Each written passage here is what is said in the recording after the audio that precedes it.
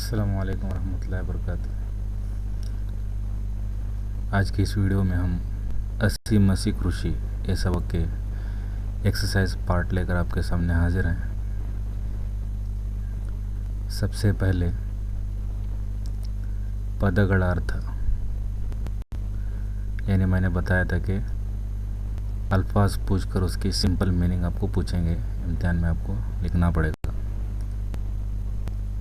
चलिए देखते हैं वर्ड्स क्या क्या हैं। अणेकट्टू, नदी के अड्ड कट्टिरुव तड़ेगोड़े, मतलब डैम को कहते हैं। अतिवृष्टि, अगत्ಯಕ್ಕಿಂತ ಹೆಚ್ಚು ಮಳೆ ಬೀಳುವುದು, मतलब ज़रूरत से ज़्यादा बारिश होना। उपेक्षे, अधिकವಾಗಿ वर्णिಸುವುದು, मतलब कुछ ज़्यादा ही बयान करना। मसलन अगर कोई बात है तो उसको ज़्यादा खींचना, इसको कहेंगे उपेक्षे। अपेक्षे, तिरस्कार, मतलब रिजेक्शन। ಒಕ್ಕಲಿಗ, ರೈತ, फार्मर।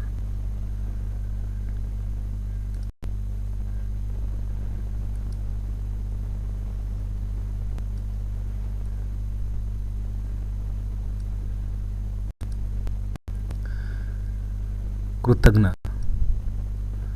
उपकार स्मरण इಲ್ಲದವನು, मतलब एहसान फरामोश। गुलाम,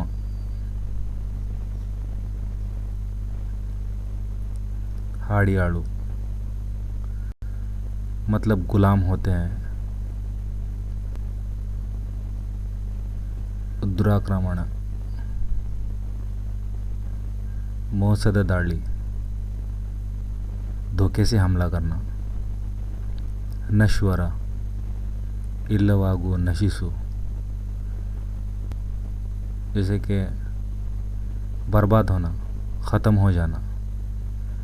निराशावादी, जीवनದಲ್ಲಿ आसे ಕಳೆದುಕೊಂಡವ, मतलब जो भी आस थी ज़िंदगी में सब कुछ छोड़ देना, कोई ख्वाहिश नहीं रखना।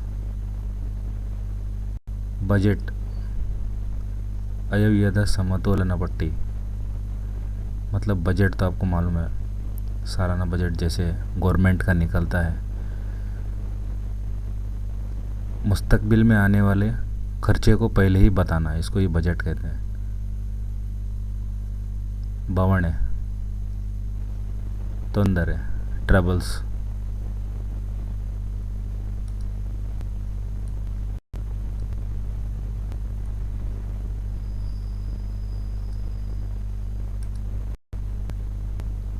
बिक्कू, अळू, रोना। मसी, शाई, इंक। मेटी, व्यवसाय, एग्रीकल्चर। राटे, चक्रा। व्हील, जिसे पहिया बोलते हैं उर्दू में।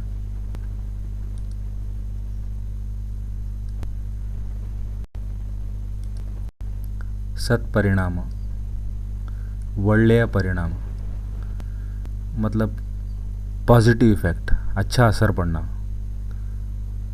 सर्वाधिकारी, अधिकार ಒಬ್ಬನಲ್ಲಿ ಇರುವುದು, मतलब डिक्टेटरशिप जिसको बोलते हैं, सब कुछ हुकूमत की भागदौड़ अकेले ही के हाथ में होती है। हरित, चूपाद, मतलब तेज, तेज धार। इसी तरह से हम आगे देखेंगे।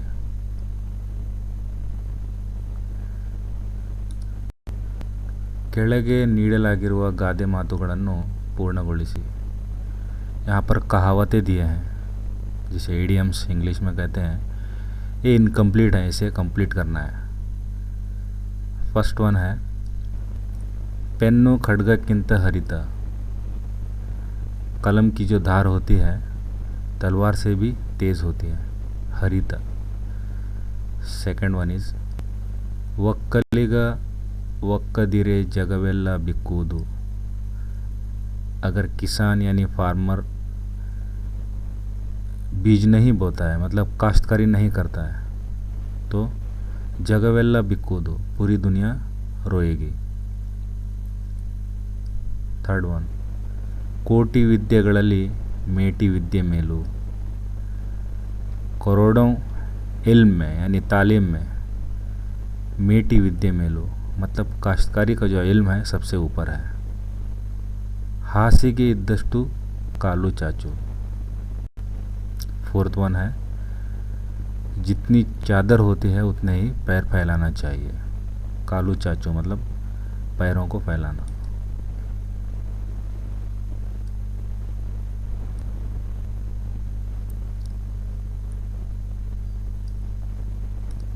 आगे वन मार्क क्वेश्चन आंसर है, आंसर इन अ सेंटेंस। पहला क्वेश्चन है, ದೇಶದ ಉದ್ಧಾರ ಯಾರು ಯಾರನ್ನು ಅವಲಂಬಿಸಿದೆ ಎಂದು ಲೇಖಕರು ಹೇಳಿದ್ದಾರೆ। क्वेश्चन की मीनिंग समझ लीजिए कि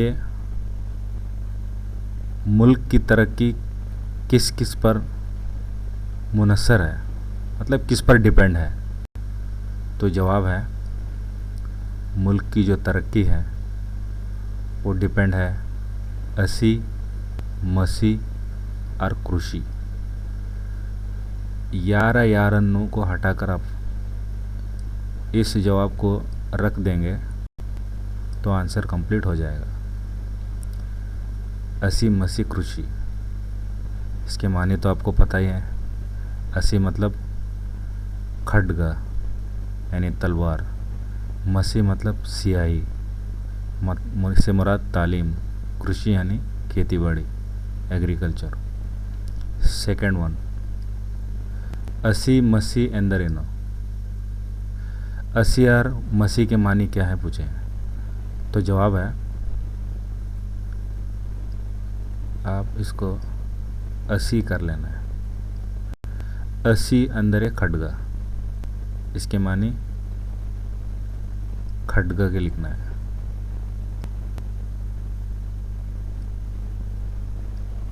मसी अंदर साहित्य रचने।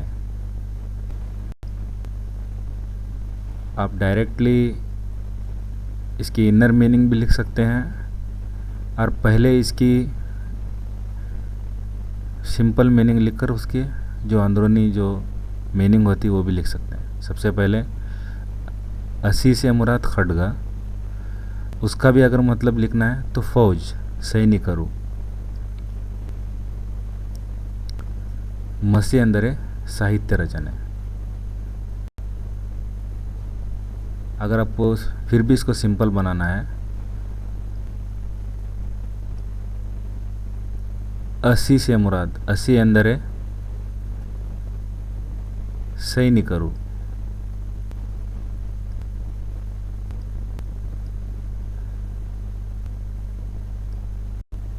मसी अंदर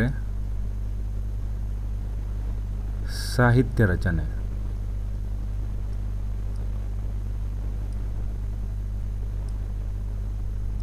इतना भी सिंपल आप लिख सकते हैं, सिर्फ इतना लिखना ही काफ़ी है 1 मार्क्स के लिए।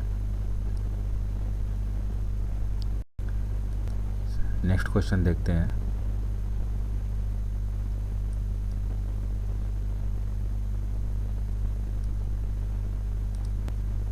ಈ ನಾಡಿನ ಬೆನ್ನೆಲುಬು ಯಾವುದು, मतलब जो इस मुल्क का या इस रियासत का जो बैकबोन है, रीढ़ की हड्डी।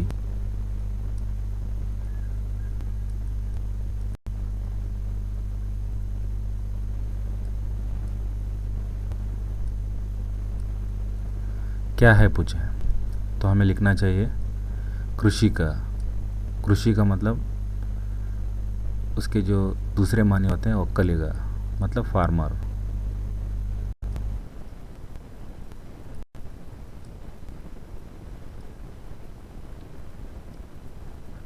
नेक्स्ट,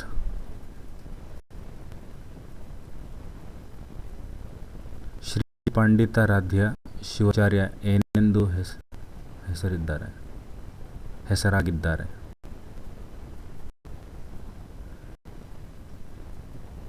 मतलब ये जो शायर हैं, ये जो मुसन्निफ हैं कि सबक लिखने वाले, पंडित आराध्य शिवाचार्य, ये किस नाम से मशहूर है? तो जवाब है रंग जंगम।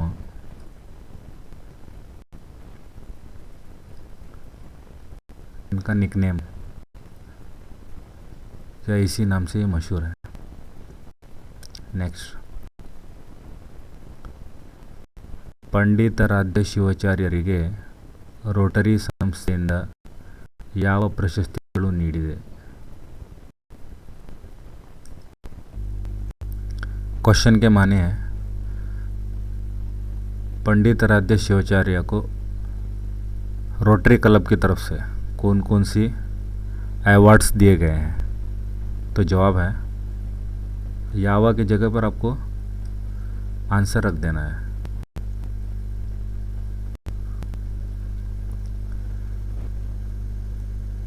पॉल हैरिस, इसको आपको कन्नड़ा में ही लिखना है। नेक्स्ट देखते हैं,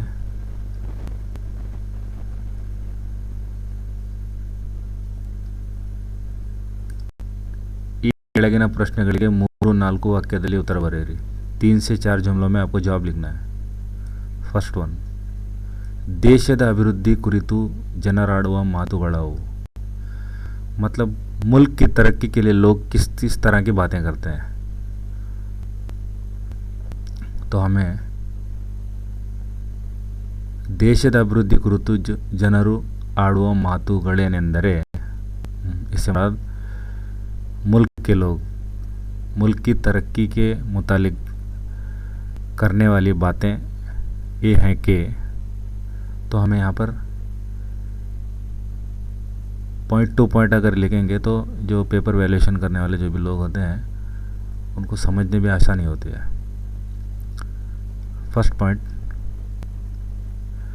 वैज्ञानिक ಬೆಳವಣಿಗೆ ನಿಜವಾದ प्रगति। वैज्ञानिक ಬೆಳವಣಿಗೆ मीन्स जो साइंसी तरक्की है वही असल तरक्की। इसमें ದೊಡ್ಡ ದೊಡ್ಡ ಅಣೆಕಟ್ಟುಗಳು ನಿರ್ಮಾಣವೇ ದೇಶದ ಉದ್ಧಾರ। बड़े बड़े जो डैम हैं इसकी तामीर है, यही असल तरक्की है। विद्युत उत्पादने ಇದಕ್ಕೆ ಮೂಲ। चंद लोग कहते हैं कि जो इलेक्ट्रिसिटी है, जो पावर प्रोडक्शन करते हैं, यही असल तरक्की है। अलग अलग तरह की बातें करते हैं। तो हमें लिखना है कि ವೈಜ್ಞಾನಿಕ ಬೆಳವಣಿಗೆ ನಿಜವಾದ ಪ್ರಗತಿ, ದೊಡ್ಡ ದೊಡ್ಡ ಅಣೆಕಟ್ಟುಗಳ ನಿರ್ಮಾಣವೇ ದೇಶದ ಉದ್ಧಾರ, या फिर विद्युत उत्पादने ಇದಕ್ಕೆ ಮೂಲ। 3 पॉइंट्स अलग अलग दिए गए हैं। तो आपको ये जवाब लिखने पर 3 जुमले हो जाएंगे। 3 से 4 जुमलों में इसका जवाब लिखना है।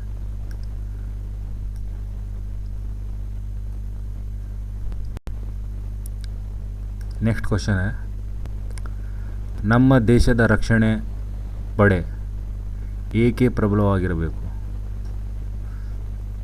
हमारे जो मुल्क की डिफेंस फोर्स है वो किस वजह से उन्हें ताकतवर होना चाहिए? तो आंसर है, यहाँ पर 2 पॉइंट लिखा हूँ।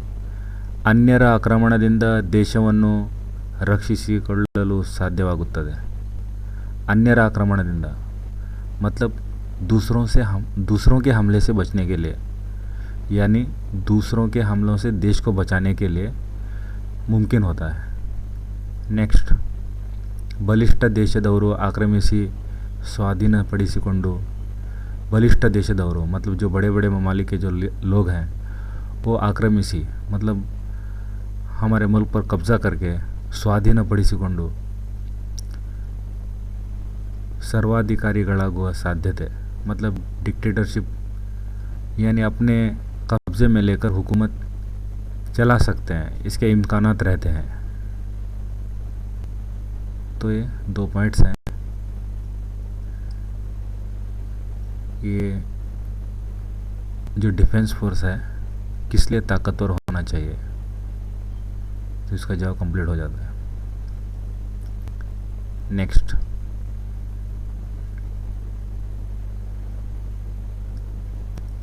पेन खड्गक्किंत हरितवादದ್ದು ಏಕೆ? कलम जो है उसकी धार तलवार की धार से भी ज़्यादा किस तरह से तेज़ है, तो आपको एक्सप्लेन करना है। जवाब है, ಬರವಣಿಗೆ ಹಲವರ ಬದುಕನ್ನೇ ಬದಲಾಯಿಸಬಹುದು। ये गैप की ज़रूरत नहीं है। बरवणिगे मतलब जो लिटरेचर होता है, जो लिखाई होती है। हलवर बदुकन्ने मतलब बहुत लोगों की ज़िंदगी ಬದಲಾಯಿಸಬಹುದು, बदल सकती है। ಹೊಸ ಸರ್ಕಾರವನ್ನು ತರುವ ಶಕ್ತಿ, नई गवर्नमेंट को लाने की भी ताकत बरवणिगे ಇದೆ, बरवणिगे ಇದೆ। मतलब लिटरेचर को जो लिखाई है, लिखते हैं, उसे ताकत है। मतलब नई गवर्नमेंट लाने की भी उसे ताकत है। ಖಡ್ಗಕ್ಕಿಂತ ಸಾಧಿಸಲಾಗುವುದನ್ನು ಪೆನ್ನು ಸಾಧಿಸಬಲ್ಲದು। ಖಡ್ಗಕ್ಕಿಂತ ಸಾಧಿಸಲಾಗಿರುವುದನ್ನು, जो काम तलवार से नहीं होता, तलवार से हासिल नहीं कर सकते, ಸಾಧಿಸಲಾಗುವುದು, लागियुदन मतलब जो काम हम तलवार से हासिल नहीं कर सकते वो पेन से हासिल कर सकते हैं। मतलब अपने लिटरेचर से लिख कर जो कुछ भी बातें हैं वो पेन के ज़रिए हम हासिल कर सकते हैं। मतलब अमन के साथ, कोई जंग की ज़रूरत नहीं है।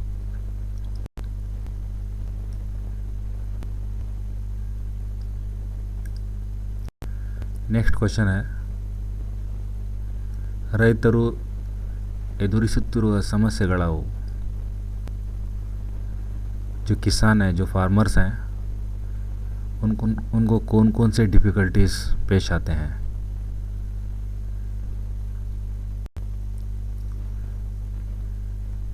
जवाब है, अतिवृष्टि ಮತ್ತು अनावृष्टि आगुವುದು।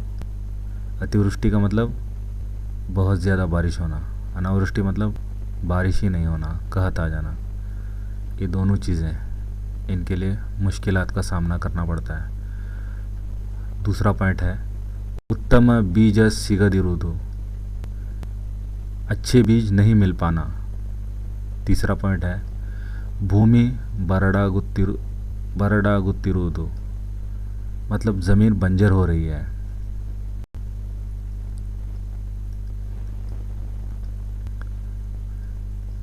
ಬೆಳೆದ ಬೆಳೆಗೆ ಸಮರ್ಪಕ ಬೆಲೆ, एड़ को हटा दीजिए।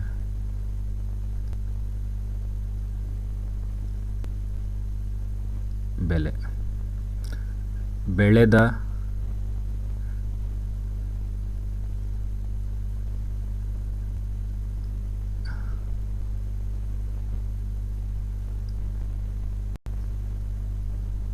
इसी है, ಬೆಳೆದ ಬೆಳೆಗೆ ಸಮರ್ಪಕ ಬೆಲೆ ಸಿಕ್ಕದಿರುವುದು, मतलब ಬೆಳೆದ उगाया हुआ जो भी अनाज है, समर्पक बेले मतलब मुनासिब कीमत नहीं मिलना, सिक्कदिरुವುದು। ये पॉइंट्स हैं, ये आप ये जवाब लिखकर कंप्लीट कर सकते हैं। नेक्स्ट, ಕೃಷಿಕರು ಭೂಮಿಯನ್ನು ಉಳುವುದಿಲ್ಲ ಎಂದು ಸತ್ಯಾಗ್ರಹ ಮಾಡಿದರೆ ಏನಾಗಬಹುದು? मतलब जो भी किसान है, ಭೂಮಿಯನ್ನು ಉಳುವುದಿಲ್ಲ, हम खेती बाड़ी नहीं करते, हल नहीं जोतते, ज़मीन नहीं जोतते, ಭೂಮಿಯನ್ನು ಉಳುವುದಿಲ್ಲ मतलब ज़मीन नहीं जोतते, हल नहीं चलाते ಎಂದು सत्याग्रह ಮಾಡಿದರೆ, अगर वो स्ट्राइक करते हैं तो क्या होगा? क्वेश्चन है।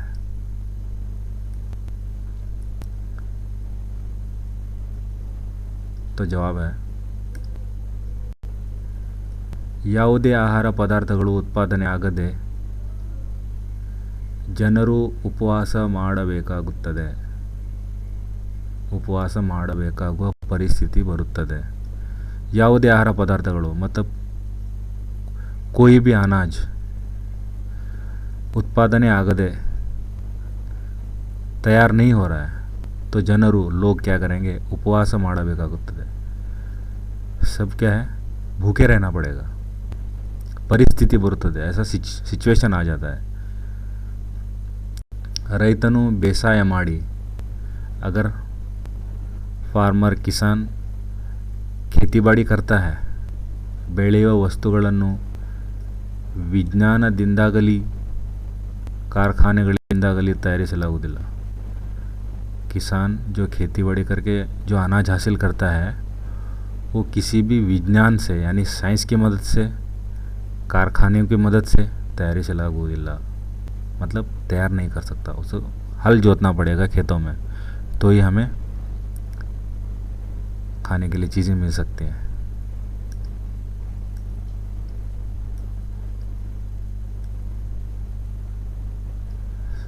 Sixth and last question. सर्वज्ञ कवियु कृषिಯ ಬಗ್ಗೆ ಹೇಳುವ वचन ಯಾವುದು? सर्वज्ञ कनाडा के एक शायर हैं. उन्होंने कृषि मतलब एग्रीकल्चर के ताल्लुक़ से उन्होंने क्या वचन में कहा है, उनके क्या शेर हैं, लिखना है हमें. तो यहाँ पर दो जुमले लिखने हैं. कोटि विद्येಗಳಲ್ಲಿ ಮೇಟಿ विद्ये ಮೇಲು.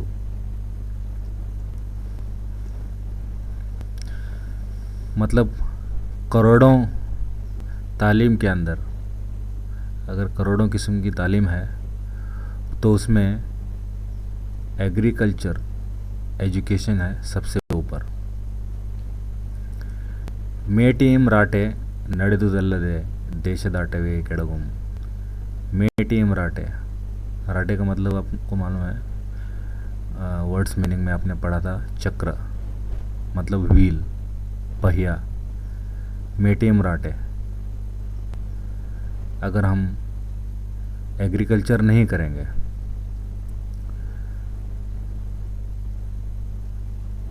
एग्रीकल्चर का पहिया, एग्रीकल्चर का व्हील अगर नहीं चलेगा तो देश आटवे ಕೆಡಗುಂ. ಕೆಡಗುಂ का मतलब ಕೆಡುತ್ತದೆ, ख़राब हो जाता है. देशದ आट, मुल्क का खेल ही ख़त्म हो जाएगा.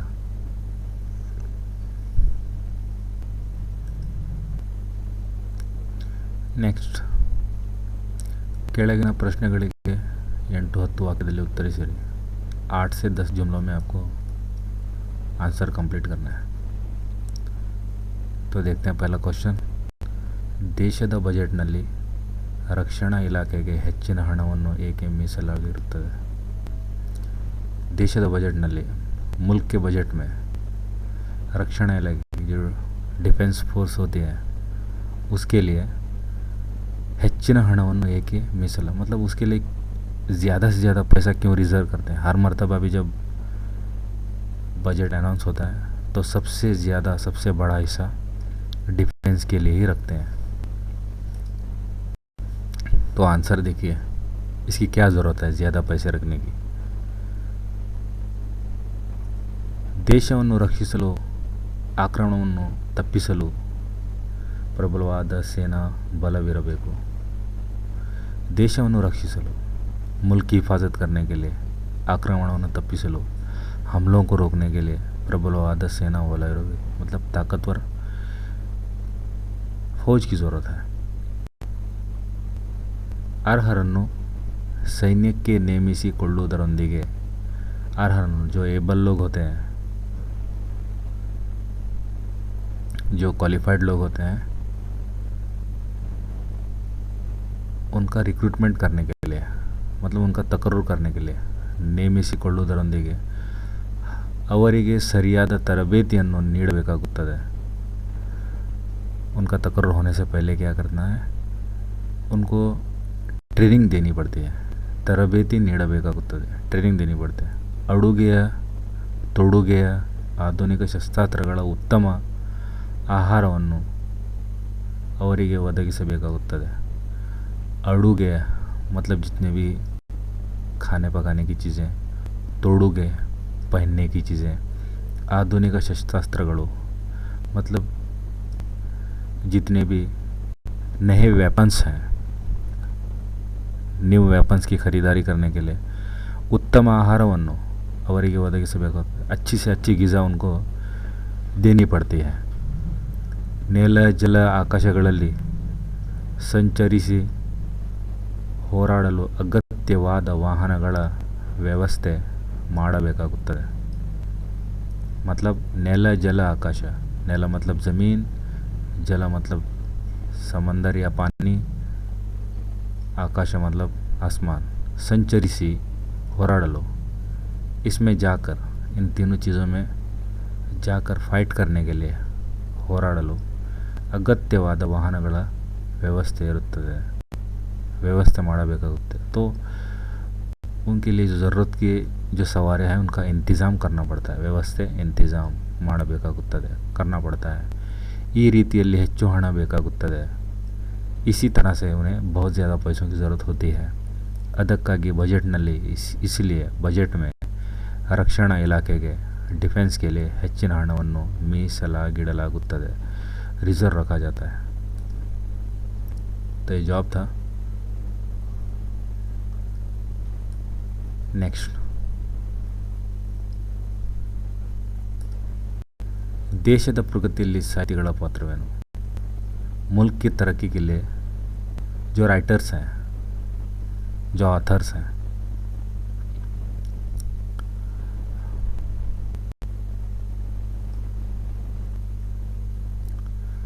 ದೇಶದ ಪ್ರಗತಿಯಲ್ಲಿ ಸಾಹಿತಿಗಳ ಪಾತ್ರವೇನು?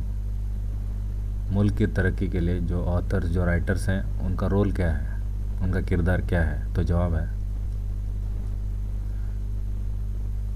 ಖಡ್ಗದಿಂದ ಸಾಧಿಸಲಾಗದದ್ದನ್ನು ಪೆನ್ನಿನಿಂದ ಸಾಧಿಸಬಹುದು. जो काम तलवार से हासिल नहीं होता, जो चीज़, जो कुछ भी हो जो तलवार से मुमकिन नहीं है, वो हम पेन से हासिल कर सकते हैं. ಅಂದರೆ ಬರವಣಿಗೆ ಅಷ್ಟೊಂದು ಪ್ರಭಾವಶಾಲಿ. मतलब ಅಂದರೆ मीन्स बरवणिगे अष्टोंदु प्रभावशाली, मतलब उस बरवणिगे मतलब लिटरेचर उतना असरअंदाज होता है और परिणामकारी. ಅಷ್ಟೊಂದು ಪ್ರಭಾವಶಾಲಿ ಹಾಗೂ ಪರಿಣಾಮಕಾರಿ ಎನ್ನುವ ಮಾತಿದೆ. मतलब जो लिटरेचर जो होता है उतना इम्प्रेसिव और इफ़ेक्टिव होता है. ಸಾಹಿತಿಗಳ ಕಥೆ, जो ऑथर्स हैं, जो राइटर्स के जितने भी स्टोरीज़ हैं, कथे, कवन, पोएम्स हैं, कादम्बरी, नावेल्स जिसको बोलते हैं, लेखनಗಳು, जितने भी आर्टिकल्स हैं, ಜನರ ಬದುಕನ್ನೇ ಬದಲಾಯಿಸುವ ಶಕ್ತಿಯನ್ನು ಹೊಂದಿದೆ. लोगों की ज़िंदगी को बदलने की ताकत रखते हैं. और सरकारों उरुಳಿಸಿ, वो सरकार का तख्ता पलट कर ಹೊಸ ಸರ್ಕಾರವನ್ನು ತರಬಲ್ಲವು, नई एक हुकूमत को ला सकते हैं. नाड़िन प्रगति के, मुल्क की तरक्की के लिए मार्गदर्शन, इस माँ की ज़रूरत नहीं है, मार्गदर्शनवागबल्लದು. ये मुल्क की तरक्की के लिए एक मार्गदर्शन,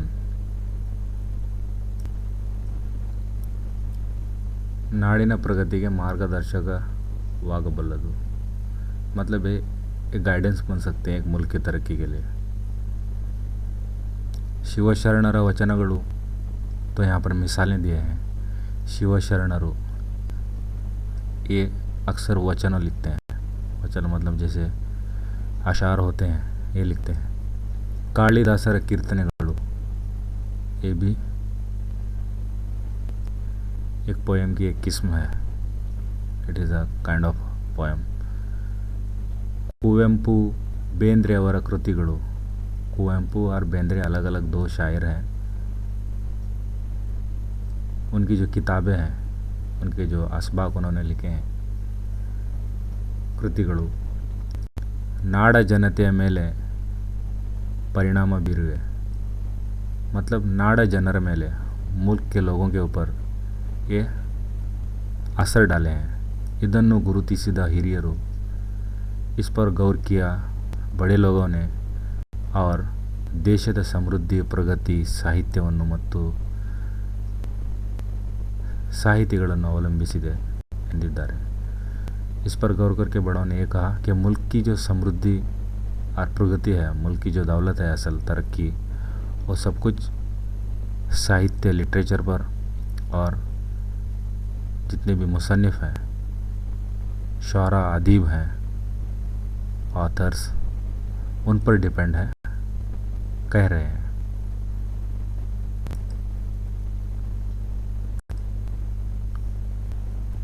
ನೆಕ್ಸ್ಟ್ तीसरा ಕ್ವಶನ್ है, ಕೃಷಿಕ ನಾಡಿನ ಬೆನ್ನೆಲುಬು ಈ ಮಾತನ್ನು ಸಮರ್ಥಿಸಿ. ನಾಡಿಗೆ ದೇಶಕ್ಕೆ ರೈತನು ಬೆನ್ನೆಲುಬು ಇದ್ದ ಹಾಗೆ. मतलब एक मुल्क के लिए एक फार्मर का होना एक बैकबोन की तरह है. ಅವನು ಭೂಮಿಯನ್ನು ಒತ್ತಿ ಬಿತ್ತಿ ಬೆಳೆಯನ್ನು ಬೆಳೆಯದೇ ಇದ್ದರೆ, अगर उसने भूमि यानी ज़मीन नहीं जोती, हल नहीं चलाया, बीज नहीं बोया, बित्ती मतलब बीज बोना, ಒತ್ತಿ मतलब जोतना, ಬೆಳೆಯನ್ನು ಬೆಳೆಯದೆ अगर वो अनाज नहीं उगाता है, आहार धान्यಗಳ उत्पादने ಆಗುವುದಿಲ್ಲ. अगर ऐसा होता है, अगर तो आहार धान्य अनाज का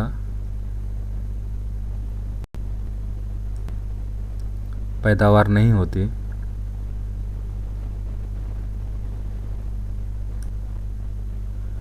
मतलब है कि ಅವನು ಭೂಮಿಯನ್ನು ಒತ್ತಿ ಬಿತ್ತಿ ಬೆಳೆಯನ್ನು ಬೆಳೆದೇ ಇದ್ದರೆ, अगर वो हल नहीं जोता, बीज नहीं बोता और अनाज नहीं उगाता, ಆಹಾರ ಧಾನ್ಯಗಳ उत्पादನೆ ಆಗುವುದಿಲ್ಲ, तो किसी भी अनाज की पैदावार नहीं होगी. ಅಲ್ಲದೆ ಉಳಿದವರೆಲ್ಲರೂ ಆಹಾರವಿಲ್ಲದೆ, जितने भी लोग बचे हुए हैं,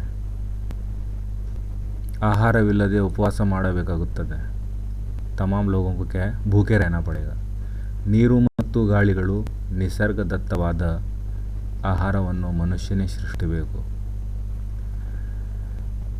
इस ज़मीन पर कुदरती तौर पर जो पानी और हवा दस्तयाब है, उसकी मदद से ಗಿಜಾ को तो इंसान ने ही बनाना है. ಈ ಕೆಲಸವನ್ನು ಮಾಡುವವನೇ ಕೃಷಿಕ.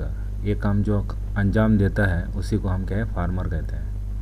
नाड़िना शिक्षण, मुल्क की जो तालीम है, संशोधन है, जो रिसर्च है, कईगारिके कारखाने हैं, जितने भी इंडस्ट्रीज़ हैं, आडಳಿತ, जो हुकूमत है, जो गवर्नमेंट है, राजकारण, मतलब जितने भी पॉलिटिक्स है, ಎಲ್ಲವೂ ये तमाम ನಡೆಯಬೇಕಾದರೆ, अगर उन्हें चलना है बराबर से, तो ಆಹಾರವಿಲ್ಲದೆ ಸಾಧ್ಯವಾಗದು. अगर उन्हें ಗಿಜಾ ही नहीं है तो ये सब चलना मुश्किल है. ಹೀಗೆ ಆಹಾರವನ್ನು ಒದಗಿಸುವ, इसी तरह से जो ಗಿಜಾ हमें मुहैया कराते हैं, ಒದಗಿಸು मतलब मुहैया करना, ಬೇಸಾಯವನ್ನು ಮಾಡುವ ಕೃಷಿಕನೇ ನಾಡಿನ, ಹೇಳಕ್ಕೆ की ज़रूरत नहीं है, ನಾಡಿನ ಬೆನ್ನೆಲುಬು. ಈ ಆಹಾರವನ್ನು ಒದಗಿಸುವ, ಬೇಸಾಯವನ್ನು ಮಾಡುವ, ये गिज़ा को जो मुहैया कराता है, यही असल मुल्क की रीढ़ की हड्डी की तरह है. इस तरह से इस एक्सप्लेनेशन के ज़रिए बताया गया है कि फार्मर ही मुल्क की असल रीढ़ की हड्डी है. संदर्भ दौड़ने विवरिಸಿ, संदर्भ लिखना है आपको. सबसे पहला है, ವ್ಯವಸಾಯ ಇಲ್ಲದಿದ್ದರೆ ದೇಶದ ಆಟವೇ ನಡೆಯದು. अगर काश्तकारी यानी एग्रीकल्चर नहीं है तो मुल्क का खेल नहीं चलेगा. तो हमें लिखना है कि सबक कौन सी है, किस सबक से ये लाइन दी गई है. तो लिखना है, ಈ ಮಾತನ್ನು ಶ್ರೀ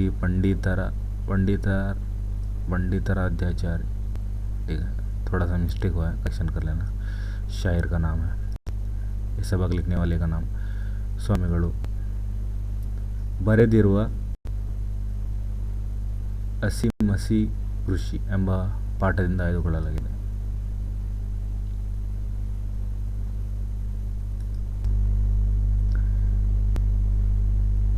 इस जुमले को पंडिताराध्य पंडिताराध्य शिवाचार्य, इन्होंने लिखी हुई सबक से असी मसी कृषि ऐसे लिया गया है। नेक्स्ट, ಈ ಮಾತಿನಲ್ಲಿ ಕವಿಗಳು ರೈತರು ಬೆಳೆ ಬೆಳೆಯದೇ ಇರುವಾಗ ಏನಾಗಬಹುದು ಎಂದು ಊಹಿಸಿದ್ದಾರೆ। मतलब इस जुमले में उन्होंने सोचा है, एज्यूम किया है कि अगर ರೈತರು किसान ಬೆಳೆ ಬೆಳೆಯದೇ ಇರುವಾಗ, बीज नहीं बोते, अनाज नहीं उगाते, तो क्या हो सकता है। ये उन्होंने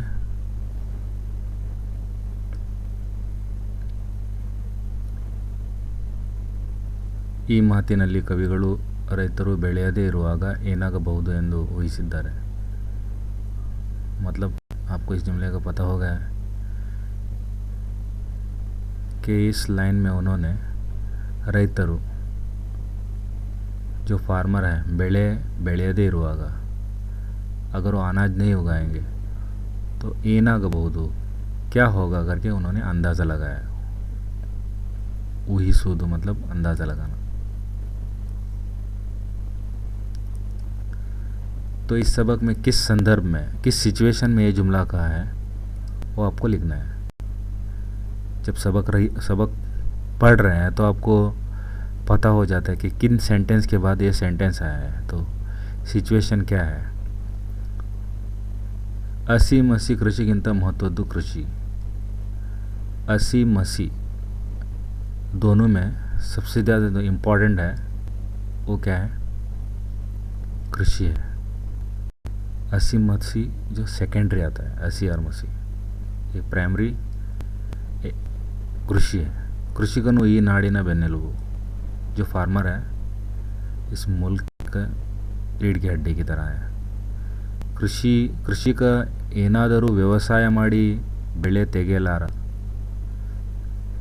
ಎಂದು सत्याग्रह ಮಾಡಿದರೆ, अगर कृषिक ये जो फार्मर है व्यवसाय ಮಾಡಿ ಬೆಳೆ ತೆಗೆಯಲಾರ, अगर वो खेती बाड़ी करके अनाज नहीं उगाता है और सत्याग्रह करता है, सत्याग्रह मतलब हड़ताल करता है, एहतिजाज करता है, स्ट्राइक करता है, ವಿಶ್ವದ ಜನತೆ ಅನ್ನವಿಲ್ಲದೆ ಸಾಯಬೇಕಾಗುತ್ತದೆ।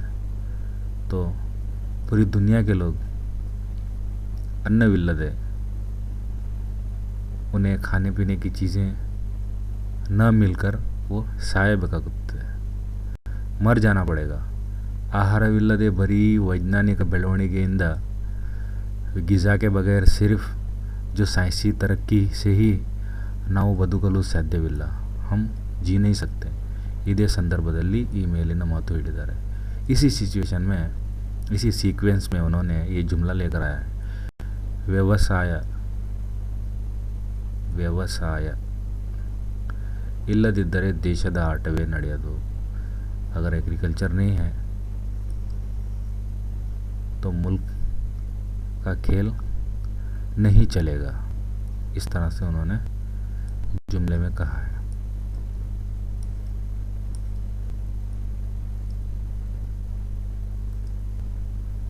आगे देखते हैं सेकंड, ರೈತರು ನಿರಾಶಾವಾದಿಗಳಾಗದೆ ಆಶಾವಾದಿಗಳಾಗಿ ಬಾಳನ್ನು ಸಾಗುತ್ತಿದ್ದಾರೆ।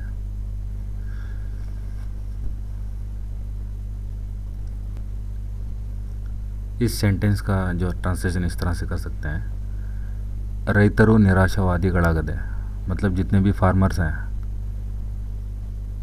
वो एक मायूस पसंद इंसान ना होते हुए वो एक उम्मीद परस्त मतलब उम्मीद रखने वाले लोगों की तरह बाड़ू सागिसुत्तिद्दारे मतलब अपनी ज़िंदगी गुजार रहे हैं। तो सेम टू सेम आपको लिखना है ಈ ಮಾತನ್ನು, इस जुमले को श्री पंडिताराध्याचार्य शिवाचार्य स्वामीगुरु, पोएट का नाम, जो ऑथर है उसका नाम लिखना है। ಬರೆದಿರುವ उन्होंने लिखी हुई ಹಸಿ ಮಸಿ ಕೃಷಿ ಎಂಬ ಪಾಠದಿಂದ ಆಯ್ದುಕೊಳ್ಳಲಾಗಿದೆ। ये जुमला कब कहाँ लिखना है, ರೈತರು ಕಷ್ಟಪಡುವುದರ ಜೊತೆಗೆ ಸಾಕಷ್ಟು ಭಾವನೆಗಳನ್ನು ಅನುಭವಿಸುತ್ತಿದ್ದಾರೆ ಎಂದು ಹೇಳುತ್ತಾ ಈ ಮೇಲಿನ ಮಾತನ್ನು ಹೇಳಿದ್ದಾರೆ. मतलब ರೈತರು ಕಷ್ಟಪಡುವುದರ ಜೊತೆಗೆ जो फार्मर्स लोग होते हैं वो अपने मुश्किलात को सहते हुए अपने बुरे हालात को संभालते हुए ಸಾಕಷ್ಟು ಭಾವನೆಗಳನ್ನು ಅನುಭವಿಸುತ್ತಾರೆ. वो बहुत ज़्यादा जज्बात को महसूस करते हैं. इस तरह कहते हुए ये जुमलों को इस जुमले को उन्होंने कहा है.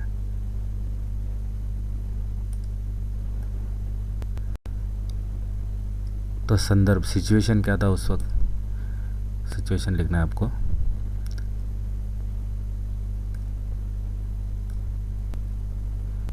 ದೇಶದ ಎಲ್ಲ ಜನರು मुल्क के तमाम लोग ಬದುಕುತ್ತಿರುವುದು ಕೃಷಿಕರನ್ನು ಅವಲಂಬಿಸಿಯೇ. मुल्क के तमाम लोग जो जी रहे हैं वो फार्मर्स को डिपेंड होकर. ಆದರೆ लेकिन ಅವರೆಲ್ಲರೂ ಕೃಷಿಕರನ್ನು लेकिन वो सब फार्मर्स को ಅಪೇಕ್ಷೆ ಮಾಡುತ್ತಲೇ ಬಂದಿದ್ದಾರೆ. अपेक्षे का मतलब आपने पढ़ा होगा कि तिरस्कार मतलब नज़रअंदाज करना, उसको नज़रअंदाज करते हुए आए हैं.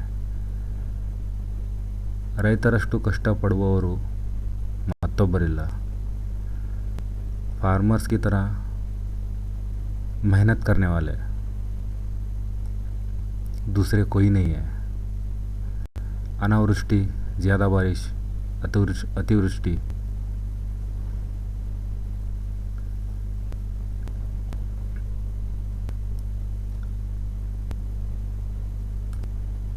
मीनिंग करेक्शन कर लें. अनावृष्टि मतलब बारिश ही नहीं होना, अतिवृष्टि मतलब ज़्यादा बारिश, भूमि बरड़ागूदु ज़मीन का बंजर होना, कड़पे बीजा मतलब खराब बीज, ಮುಂತಾದ ಬವಣೆಗಳನ್ನು,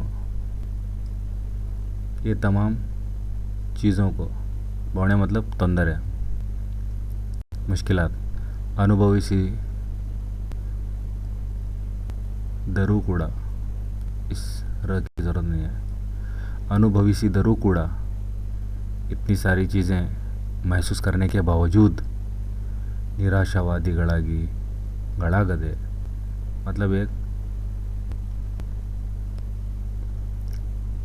मायूस न होते हुए आशावादी ಗಳಾಗಿ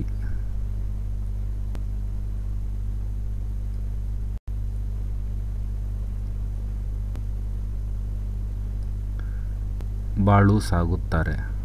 मतलब एक उम्मीद वाले शख्स की तरह, उम्मीद रखने वालों की तरह अपनी ज़िंदगी को गुजारते हैं. नेक्स्ट, ಅವರು ಯಾರಿಗೂ ಮೋಸ ವಂಚನೆ ಮಾಡುವವರಲ್ಲ.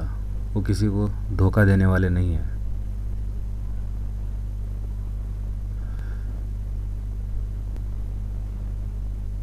देखेंगे पहले सेंटेंस में आपको लिखना है कि फलाने ऑथर ने लिखी हुई सबक से हमने ये जुमला लिया गया है, सेम एज अबो. नेक्स्ट, ये जुमला कब कहा लिखना है. ರೈತರು ಎದುರಿಸುತ್ತಿರುವ ಹಲವಾರು ಸಮಸ್ಯೆಗಳನ್ನು ವಿವರಿಸುವಾಗ ಈ ಮಾತನ್ನು ಹೇಳಿದ್ದಾರೆ. मतलब जब ऑथर सबक में कह रहे होते हैं कि जो किसान तबका है वो बहुत सारे मुश्किलात का सामना करते हुए ज़िंदगी गुजारता है, तो उसी वक्त ये जुमला कह देते हैं कि वो किसी को धोखा नहीं देने वाले हैं. संदर्भ देखिए, किस सिचुएशन में ये जुमले कहे गए हैं. ರೈತರು ಎದುರಿಸುತ್ತಿರುವಂಥ ಹಲವಾರು ಸಮಸ್ಯೆಗಳಿಂದ ರೈತರು ಬದುಕೇ ನಶ್ವರ ಎನ್ನುವ ಭಾವನೆ ಬಂದಿದೆ. मतलब जो किसान तबका है ಎದುರಿಸುತ್ತಿರುವ मतलब सामना कर रहे हुए ಹಲವಾರು ಸಮಸ್ಯೆಗಳಿಂದ, ऐसे तमाम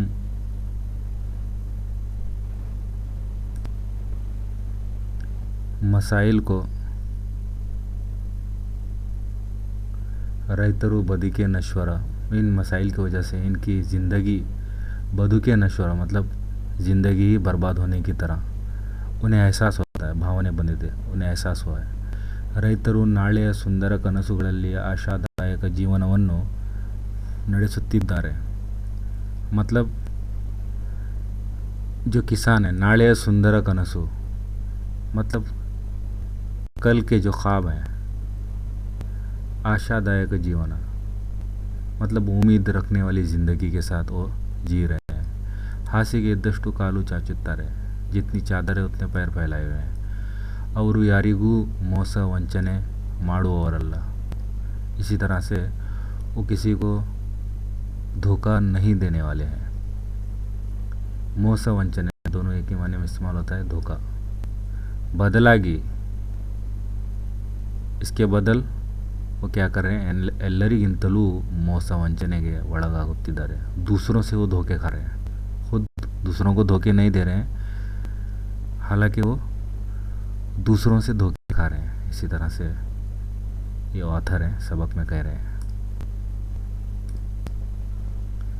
नेक्स्ट, ನಾಡಿನಲ್ಲಿ ಸಾಹಿತಿಗಳು ಹೆಚ್ಚಿದಷ್ಟು ಸಮಾಜವು ಪ್ರಗತಿಯ ಮೆಟ್ಟಿಲು ತುಳಿಯಲು ಸಾಧ್ಯ. मतलब अगर हमारे मुल्क में साहित्यಗಳು ऐसे ऑथर्स अगर ऐसे ऑथर्स अगर बढ़ेंगे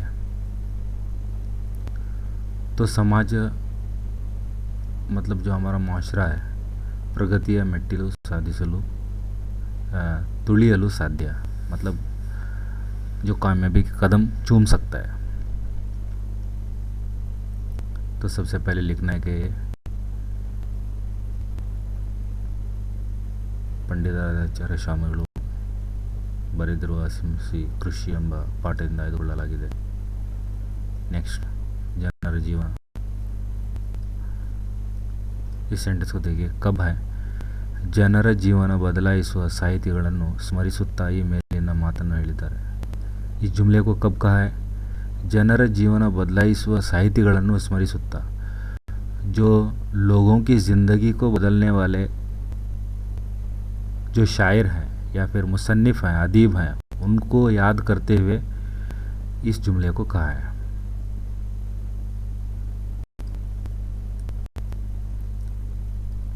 संदर्भ, सिचुएशन क्या था, तो अब थोड़ा बैक जाना है. मसी अंदर साहित्य रचने. मसी का मतलब होता है ಲಿಟ್ರೇಚರ್. ಖಡ್ಗದಿಂದ ಸಾಧಿಸಲು ಸಾಧ್ಯವಾಗದ್ದನ್ನು ಪೆನ್ನಿನ ಮೂಲಕ ಸಾಧಿಸಬಹುದು. जो तलवार से हासिल नहीं किया जाता वो पेन की मदद से हासिल कर सकते हैं. ಅಂದರೆ ಬರವಣಿಗೆ ಅಷ್ಟೊಂದು ಪರಿಣಾಮಕಾರಿಯಾದುದು. मतलब ये जो लिटरेचर होता है इतना पूरा असर होता है, लोगों पर असर छोड़ता है. ಸಾಹಿತಿಗಳಿಗೆ ಸಾಹಿತ್ಯದ ಸತ್ವದಿಂದಾಗಿ ಅಪಾರ ಗೌರವ ಇರುವುದು. साहितिಗಳು मतलब जितने भी ऑथर्स हैं, जो लिखने वाला तबका है, उसी की वजह से उनको बहुत सारी इज्जत मिलती है. गौरव मतलब गौरव, इज्जत मिली है. इंಥ ಸಾಹಿತಿಗಳು नाड़ी इसी तरह के अगर मुसन्निफ़ शायर अगर मुल्क में होंगे, ಹೆಚ್ಚಿದಷ್ಟು अगर बढ़ेंगे तो समाज, जो हमारा समाज है, जो हमारा माशरा है, प्रगतिಯ ಮೆಟ್ಟಿಲು ತುಳಿಯಲು साध्य, जो कामयाबी के कदम चूम सकता है. आगे देखते हैं, थोड़ा ग्रामर पार्ट यहाँ पर मुकम्मल करते हैं जो किताब में दिया हुआ है. इंशाल्लाह जो सिर्फ आपको ग्रामर इंशाल्लाह अगले क्लासों में पढ़ाया जाएगा. अब जो एक्सरसाइज के अंदर ग्रामर पूछा गया है उसी को डिस्कस कर रहा हूँ. सबसे पहले ಕೆಳಗಿನ ಪದಗಳನ್ನು ಬಿಡಿಸಿ ಸಂಧಿಗಳನ್ನು ಹೆಸರಿಸಿ. ಒಬ್ಬರು प्लस ಒಬ್ಬರು, दोनों मिलाकर ಒಬ್ಬೊಬ್ಬರು.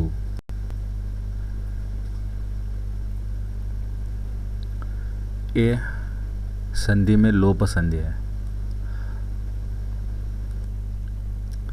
लोप संधि में मैंने बताया था कि पहला अक्षर, दूसरा अक्षर, तीसरा अक्षर, इसको ऐसे समझ लेना है. पहले अक्षर का जो लास्ट वाला स्वर होता है, मतलब अ आई ऊ, इस तरह से र को ऊ मिलाया गया है. छोटा रू है, यहाँ पर छोटा ऊ लिखा हुआ है. तो ये इसमें गायब है।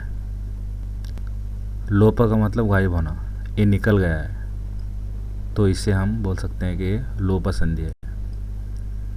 नेक्स्ट सवर्ण सवर्ण दीर्घ संधि इधर है। वर्ड है सर्वाधिकारी, सर्व प्लस अधिकारी सर्वाधिकारी, तो इसको सवर्ण दीर्घ संधि बोलते हैं। सवर्ण दीर्घ संधि संस्कृत संधि का एक हिस्सा है।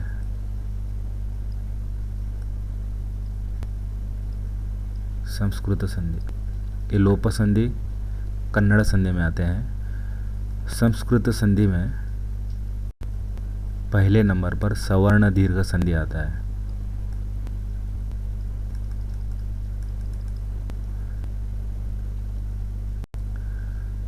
तो समझ लीजिए इनमें आ को मिलाकर तीसरे वर्ड में आ हो जाएगा। मिसाल के तौर पर ये पहला वर्ड है, दूसरा वर्ड है, तीसरा वर्ड है, तो आप समझ सकते हैं कि सर्व व मतलब यहाँ पर अ छुपा हुआ है।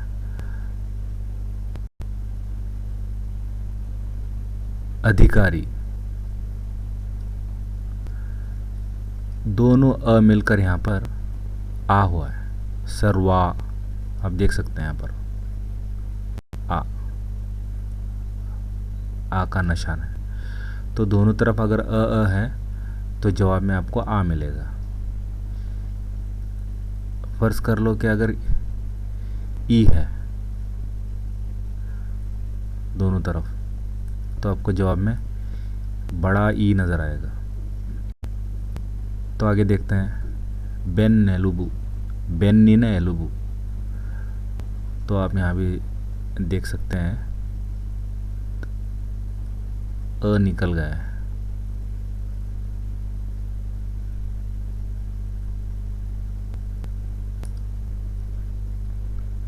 ग्रामर पार्ट में जो कुछ भी दिया हुआ है उसी को डिस्कस करेंगे इंशाल्लाह। एक्स्ट्रा जो ग्रामर है अगले क्लासों में आपको लिया जाएगा, मुकम्मल ग्रामर होगा। तो यहाँ पर पहला वर्ड दिया गया है ओब्बरू, ओब्बरू प्लस ओब्बरू। यहाँ पर रू वाला वर्ड एक्स्ट्रा फिटिंग होने वाला लफ्ज़ है, मतलब एक्स्ट्रा फिट किया जाता है, जिसकी इसमें नज़र नहीं आ रहा है। ओब्ब प्लस ओब्बरू, ठीक है, ये इज्जत के लिए रू लगाते हैं, ओब्बरू ओब्बरू। तो यहाँ पर आप रू को छोड़ना है, इज्जत के लिए लगा जाता है ओब्बरू। तो मैंने बताया पिछले क्लासों में कि इसको पहला वर्ड समझ लेना है, इसको सेकंड वर्ड समझ लेना है, इसको थर्ड वर्ड समझ लेना है। ओब्बा पहला वर्ड, ओब्बा सेकंड वर्ड, ये ओब्बा। रू मैंने जैसे बताया कि इज्जत के लिए इस्तेमाल होने वाला लफ्ज़ है, इसको अब छोड़ दीजिए। ओब्बा पहले वर्ड के आखिर वाला जो स्वर होता है, मतलब ओब्बा अ की आवाज़ आ रही है तो अ निकल जाएगा। जैसे आप देख सकते हैं यहाँ पर लिखा हुआ है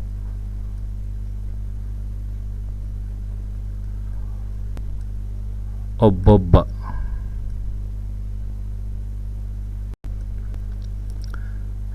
यहाँ से डायरेक्टली ओ में निकल गया है। यहाँ पर अ चेंज होकर डायरेक्टली ओ में चला गया। तो आप देख सकते हैं ये अ यहाँ पर नज़र नहीं आया, डायरेक्टली वो बो हो गया। नेक्स्ट लोप संधि, इसको पहले डिस्कस करता हूँ। बेन्नेलुबू, बेन्नेलुबू, बेन्नीना एलुबू, न ये भी एक्स्ट्रा इसको जोड़ा जाने वाला लफ्ज़ है। असल में बेन्नू, यहाँ पर इस्तेमाल हुआ है बेन्नी। तो आप देख सकते हैं यहाँ पर ई वाला लफ्ज़ है, तो यहाँ पर ये लोप हो गया, लोप मतलब निकल गया है। डायरेक्टली बेनेलबू, तो ये ई निकल कर यहाँ पर डायरेक्टली नेला में कन्वर्ट हो गया, बेनेलबू। तो ई यहाँ पर ये स्वर हट गया। स्वर हटने के बारे में आपको देखना है, गौर करना है, तो ये भी लोप संधि में चला जाता है। इसको डिस्कस करते हैं, सवर्ण दीर्घ संधि। ये संस्कृत संधि में आने वाला संधि है। तो सवर्ण दीर्घ संधि, सवर्ण दीर्घ संधि में अ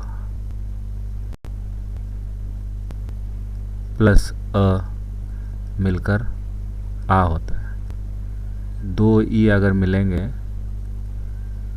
तो ये बड़ा ई होता है। दो छोटे ऊ मिलेंगे तो ये बड़ा ऊ होता है। तो इसी तरह से आप यहाँ पर देख सकते हैं, सर्वाधिकारी, सर्व अधिकारी। तो मैंने जैसे बताया कि इसको पहला वर्ड समझ लेना है, ये दूसरा वर्ड है, ये तीसरा वर्ड है। पहले वर्ड के आखिर में, सेकेंड वर्ड के शुरू में। तो यहाँ पर दोनों अ छुपे हुए हैं। यहाँ पर ये जाहिरी नज़र आ रहा है लेकिन इधर नज़र नहीं आ रहा। सर्व, यहाँ पर भी अ है। तो अगर दोनों अ अगर मिलेंगे तो जवाब में आ जाएगा, सर्वा हो गया। इसी तरह से ये मिसाल भी देख सकते हैं, सत्याग्रह, सत्य, अ यहाँ पर आ मिला हुआ है। तो इसी तरह से भी अगर बनेगा अ आ, तो जवाब में आ ही आ जाएगा, अ आ, सत्या। तो यहाँ पर देख सकते हैं आ का इस्तेमाल हुआ है।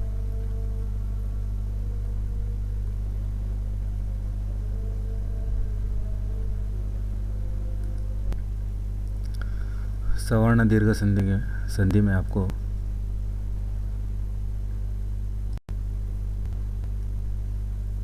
इस तरह से भी स्वर देखने मिलेंगे। अ प्लस आ वो जाकर आपको बड़े आ में तब्दील होगा। मतलब ये first word, second word, third word में इस तरह से ई जाकर बड़े ई में कन्वर्ट होगा। ऊ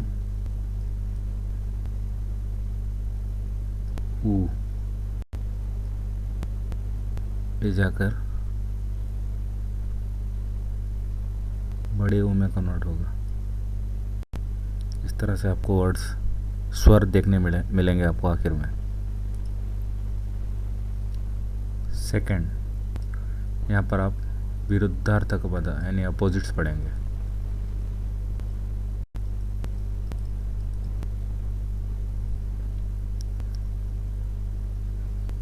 ये हुर्फ थोड़ा गलत है, यहाँ पर आपको प्रगति लिख लेना है। प्रगति मतलब डेवलपमेंट, तरक्की, तनज़्ज़ुली, इसका अपोजिट वर्ड होता है विगति। प्रगति, विगति। अवलंबने, परावलंबने। अवलंबने किसी के ऊपर डिपेंड होना, ये डिपेंड ना होना, परावलंबने। प्रबल, ताकतवर, दुर्बल, कमज़ोर। सत्परिणाम, अच्छा असर होना, दुष्परिणाम, बुरा असर होना। गुड इफेक्ट जैसे बैड इफेक्ट बोलते हैं। नेक्स्ट, आशावादी, उम्मीद, निराशावादी, नाउम्मीद। अतिवृष्टि, ज़्यादा बारिश। अनावृष्टि, अनावृष्टि मतलब कम बारिश या बारिश ना होना। नेक्स्ट,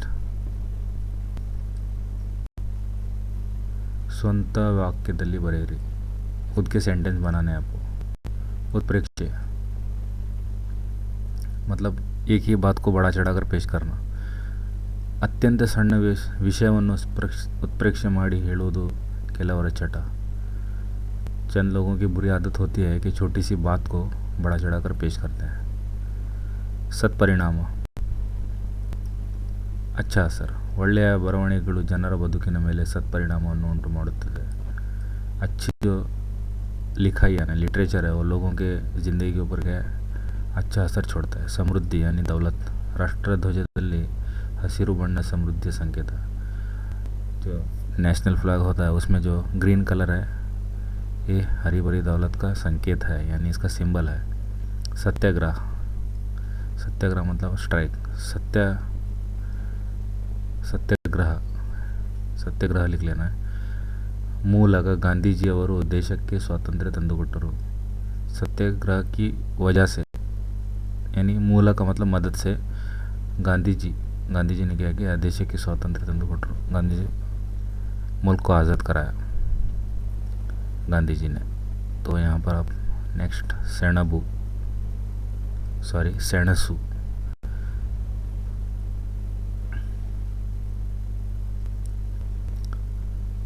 ಹುಲಿಯ ಹಿಡಿತದಿಂದ ತಪ್ಪಿಸಿಕೊಳ್ಳಲು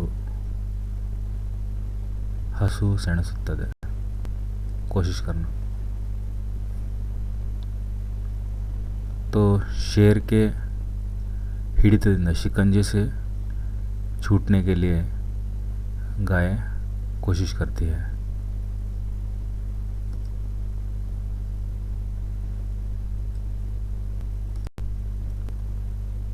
ಉಪೇಕ್ಷೆ. ಸಣ್ಣ ವಿಷಯವೆಂದು ಯಾವುದನ್ನು ಅಪೇಕ್ಷೆ ಮಾಡಬಾರದು.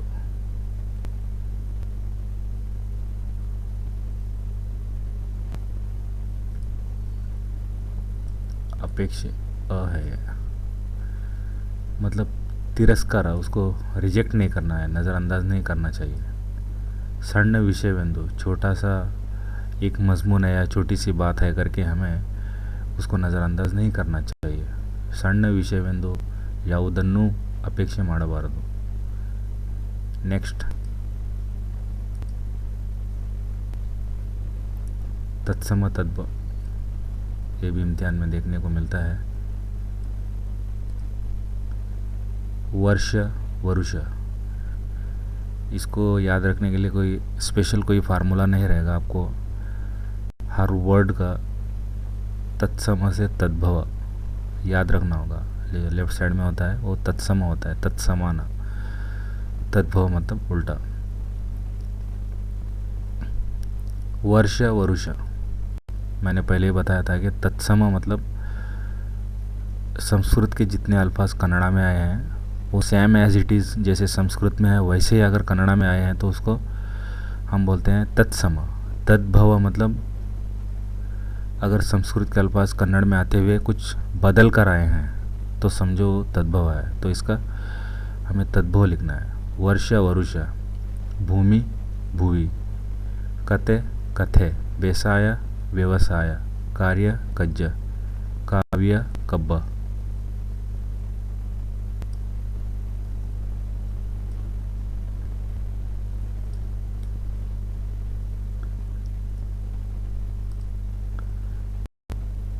ಮೊದಲೆರಡು ಪದಗಳ ಸಂಬಂಧದಂತೆ ಮೂರನೇ ಪದಕ್ಕೆ ಸಂಬಂಧಿಸಿದ ಪದ ಬರೆಯಿರಿ.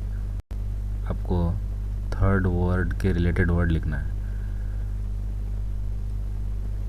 80. इसको 80 कर लेना है. 80 का मतलब होता है युद्ध, मतलब जंग. मसी का मतलब होता है साहित्य रचना. ये मीनिंग्स हैं दोनों आपस में. क्रिमी कीट जोड़ी नुड़ी मतलब आपको नाउन्स में पढ़ने के लिए मिलेगा. ये जोड़ी नुड़ी.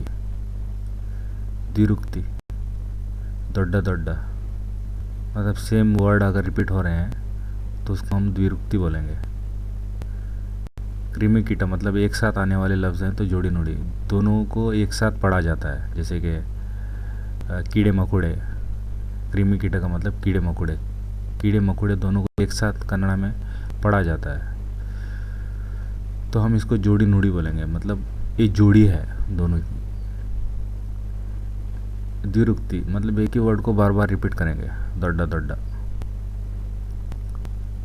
युद्ध. जुद्ध मतलब यहाँ पर तत्सम तद्भव का रिलेशन है आपस में।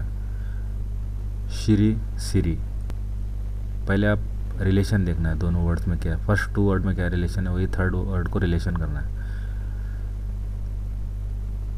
योद्धा रक्षण है, मतलब योद्धा जो होगा, सिपाही जो सोल्जर होगा वो रक्षण करेगा, मतलब मुहाफिज होगा, हिफाजत करने वाला होगा। रैता क्या करेगा, वो कृषि का होगा, मतलब खेती बाड़ी करने वाला होगा।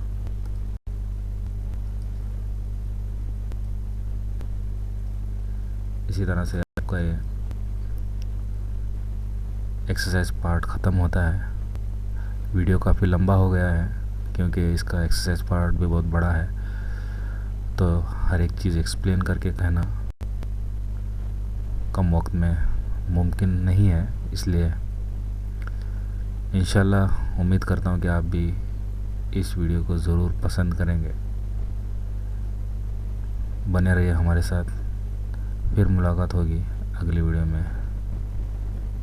अल्लाह हाफिज़। अस्सलामु अलैकुम वरहमतुल्लाहि वबरकातुहू।